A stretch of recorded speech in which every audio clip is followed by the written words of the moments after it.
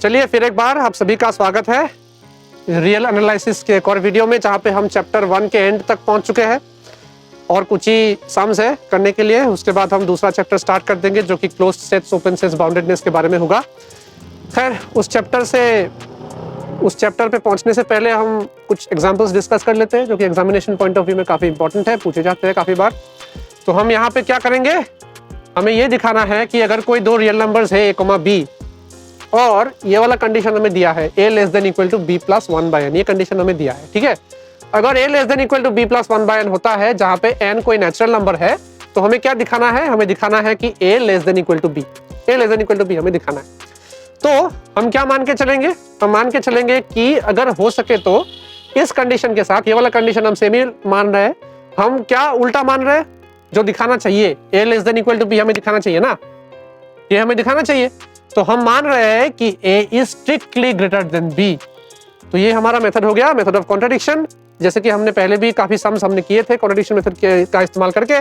तो a less than equal to b हमें दिखाना है, तो हम क्या एज्यूम कर रहे हैं, a strictly greater than b हम एज्यूम कर रहे हैं। तो अगर हमने ये वाला एजम्पशन कर लिया तो इसका मतलब है कि किसी न किसी स्टेज पे कोई ना कोई कॉन्ट्रडिक्शन हमारे पास जरूर आएगा। तो कॉन्ट्रडिक्शन कब आएगा, कैसे आएगा, हम देखते हैं।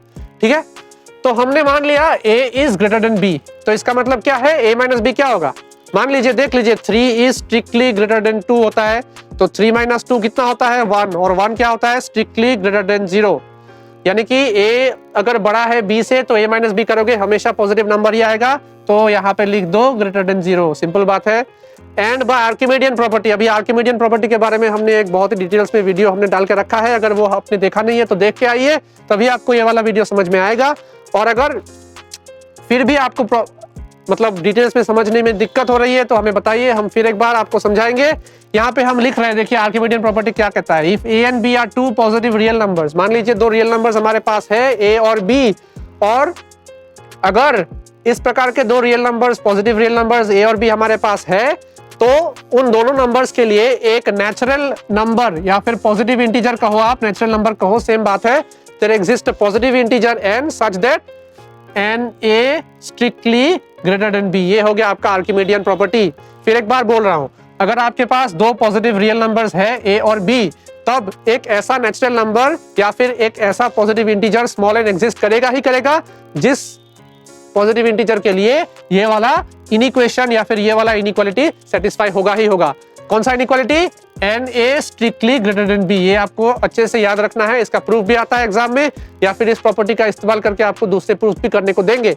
तो N A strictly greater than B आपको याद रखना है। ठीक है, यहाँ पे ए और बी दोनों पॉजिटिव रियल नंबर है, कोई भी रियल नंबर हो सकता है, और एन कोई भी नेचुरल नंबर हो सकता है, इसमें कोई रेस्ट्रिक्शन नहीं है। तो बाय आर्किमिडियन प्रॉपर्टी हम क्या लिख सकते हैं, एन नॉट क्या है, एन की जगह पे हम लोग यहाँ पे एन नॉट लिख रहे हैं, सिंपल बात है। ए माइनस बी हमने यहाँ पे क्यों लिख दिया भाई साहब, क्योंकि ए माइनस बी हमारे पास क्या है, 0 से बड़ा है। 0 से बड़ा मतलब वो पॉजिटिव रियल नंबर हो गया, पॉजिटिव रियल नंबर ही होता है ए और बी। ठीक है, तो यहाँ पे ए और बी दोनों पॉजिटिव रियल नंबर्स थे, हमने पहला पॉजिटिव नंबर अपना ढूंढ लिया है, a minus b positive real number है। ग्रेटर देन क्या लिखना पड़ेगा, एक और कोई पॉजिटिव रियल नंबर हमें चूज करना पड़ेगा। कोई भी पॉजिटिव नंबर आप चूज करो, ये वाला इनइक्वालिटी आपका सेटिस्फाई होगा ही होगा। तो हम पॉजिटिव नंबर, रियल नंबर अपने हिसाब से चूज कर रहे हैं, मान लीजिए 1 पॉजिटिव ही है ना, रियल नंबर ही है, 1 पॉजिटिव नंबर ही है। तो इसको अगर हमने चूज कर लिया तो क्या इनइक्वालिटी या फिर क्या कॉन्ट्रडिक्शन हमारा आएगा, देखते हैं। तो ये क्या हो गया, N naught A minus N naught B greater than 1, ऐसा लिख सकते हो, या फिर ऐसा नहीं भी लिखो तो भी एन नॉट को यहाँ पे ट्रांसफर कर दो। चलो ये वाला लाइन नहीं लिखते, ठीक है, डिस्ट्रीब्यूटिव प्रॉपर्टी का इस्तेमाल नहीं करते हैं, डायरेक्ट कर देते हैं। तो यहाँ पे अगर हम एन नॉट यहाँ पे ए माइनस बी के साथ मल्टीप्लाई कर रखा है, राइट साइड में ले जाओ तो डिवाइड हो जाएगा, तो ए माइनस बी हमें क्या मिलेगा, ग्रेटर देन 1/n नॉट मिल जाएगा। ठीक है, अभी इसको तोड़ो भाई, a greater than b plus 1/n not हमें मिल गया। तो ये वाला लाइन जो है इस लाइन के साथ कॉन्ट्रडिक्ट कर रहा है।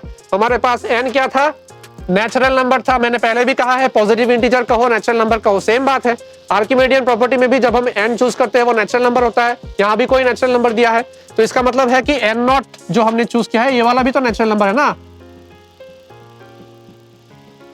हमारा जो स्टेटमेंट था, स्टेटमेंट में ये कहा गया है कि a less than equal to b plus 1 by n, जहां पे n एक नेचुरल नंबर है। हमें क्या मिला? a is strictly greater than b plus 1 by n naught, जहां पे n नॉट क्या है? नेचुरल नंबर ही है ना भाई, दोनों नेचुरल नंबर्स ही है, n नॉट भी नेचुरल नंबर है, n भी नेचुरल नंबर है। ये वाला पार्ट सेम है, लेकिन गड़बड़ कहाँ हो गया? गड़बड़ यहाँ हो गया भाई, less than equal to sign था, यहाँ पे स्ट्रिक्टली ग्रेटर देन का सिंबल आ गया। तो यहाँ पे हमें क्या मिला? Which is a contradiction, which is a contradiction. Contradiction क्यों? क्योंकि यहाँ पे साइन ही चेंज हो गया भाई, उल्टा हो गया, तो इसलिए कॉन्ट्राडिक्शन मिल गया। कॉन्ट्राडिक्शन हमें क्यों मिला? देखो एजम्पशन की वजह से मिला है। एजम्पशन में कहाँ गलती की हमने? हमें दिखाना था ये वाला, ठीक है, हमने एज्यूम कर लिया कि हम a ग्रेटर देन b, हमने एज्यूम कर लिया a b से बड़ा है, ये एज्यूम करके हमने ये कैलकुलेशन किया, हमें कॉन्ट्रडिक्शन मिल गया। तो इसका मतलब है कि हमारा एजम्पशन ही गलत है, ये वाला पार्ट ही गलत है हमारा, है कि नहीं? अगर ये वाला पार्ट गलत है तो इसका मतलब है कि इसका उल्टा सही होगा, which is a contradiction. Hence, our assumption, कौन सा assumption? That a greater than b is wrong. क्यों wrong? क्योंकि भाई हमें contradiction मिल गया, इसीलिए wrong। तो अगर a greater than b का assumption wrong है तो इसका मतलब सही assumption क्या होगा, या फिर सही statement क्या होगा? Therefore हम लिखेंगे a less than equal to b, यही हमें दिखाना था, a less than equal to b। Simple है। तो ये सम काफी सिंपल है, लास्ट के क्वेश्चंस जो होते हैं काफी सिंपल ही है यहाँ पे इस किताब में।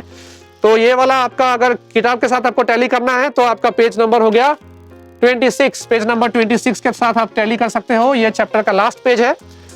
तो ये वाला पार्ट अगर आपको समझ में आया हो तो वीडियो को लाइक कीजिए, चैनल को भी सब्सक्राइब कीजिए, हमें सपोर्ट करिए, इतना मेहनत करते हैं हम। और अगर कोई डाउट है इस सम को लेके, कोई डाउट है या फिर रियल एनालिसिस का कोई भी पार्ट में कोई भी डाउट है तो हमें कमेंट सेक्शन में पूछिएगा, हम डाउट को क्लैरिफाई करने की कोशिश करेंगे। और अगर आपको समझ में आया तो एक लाइक कर दीजिए, चैनल को सब्सक्राइब कर दीजिए, हमें सपोर्ट करिए, दोस्तों के साथ भी शेयर कीजिए। आज के लिए इतना ही, मिलते हैं नेक्स्ट वीडियो में। Thank you.